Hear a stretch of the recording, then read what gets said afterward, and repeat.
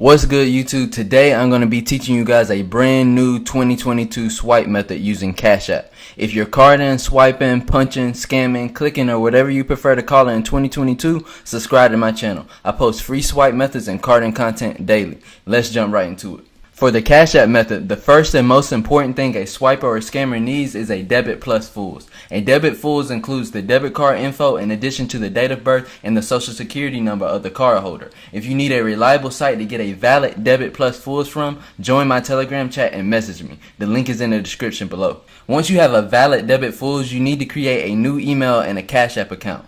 Go to the App Store and download Proton Mail. Use Proton Mail to create a new email address because it's encrypted and untraceable. Use the first and last name that's on your debit fulls to create the Proton Mail email address. This new email address is the email address that you're going to use to create a new Cashapp account. Go back to the App Store and download Cashapp. When you open up a Cashapp account, it's going to ask you to enter a phone number or an email address to create a new account. Make sure you select email and enter the Proton Mail address that you just created. To finish setting up the Cashapp account, use the credentials from your debit fulls. Do not use any personal information to set up this new Cashapp account. After creating an account, it's going to ask you to link a bank using a debit card. Enter the debit card credentials from your debit fulls. If you have a valid debit plus fulls, the card will link with no problem. After completing this step, you should be able to go to banks on the Cashapp account profile and see the debit card linked to the account. Now you're almost ready to cash out. Make sure you watch this entire video so that you don't miss any steps and fuck this up. Go to the Cashapp home screen where it shows your $0 balance and click Add Cash. Cashapp will then ask you to enter the date of birth, the last four numbers of the social security number, and sometimes the address that's on the debit to verify the card before you can add funds. This is why it's important that you get a debit plus fulls and not a regular debit, because regular debits don't always include the social security number and date of birth. All fulls will at the very least have the date of birth and the social security number of the card holder. Once you have verified the debit, go back to Add Cash. Do not ever try to send cash directly from the debit or you will kill the card and it will not work.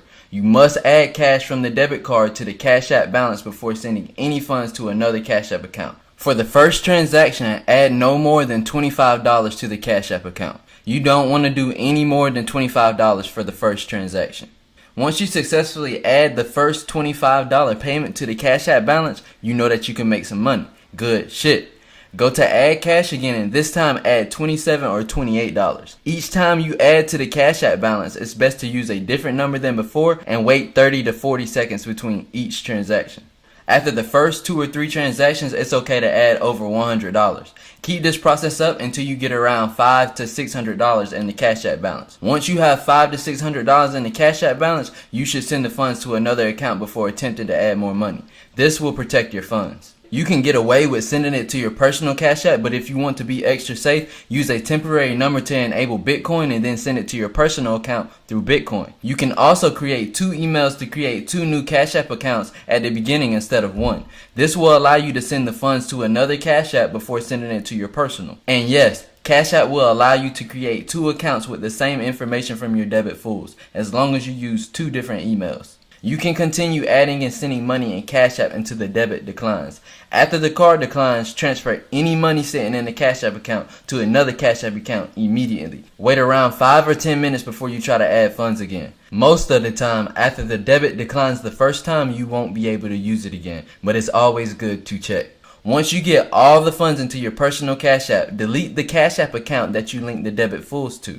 At this point, it's safe to now cash out the funds from your personal Cashapp into your personal bank, and you have successfully completed the 2022 Cashapp method. If you need fresh card information, dumps, debits, CC, fulls, methods,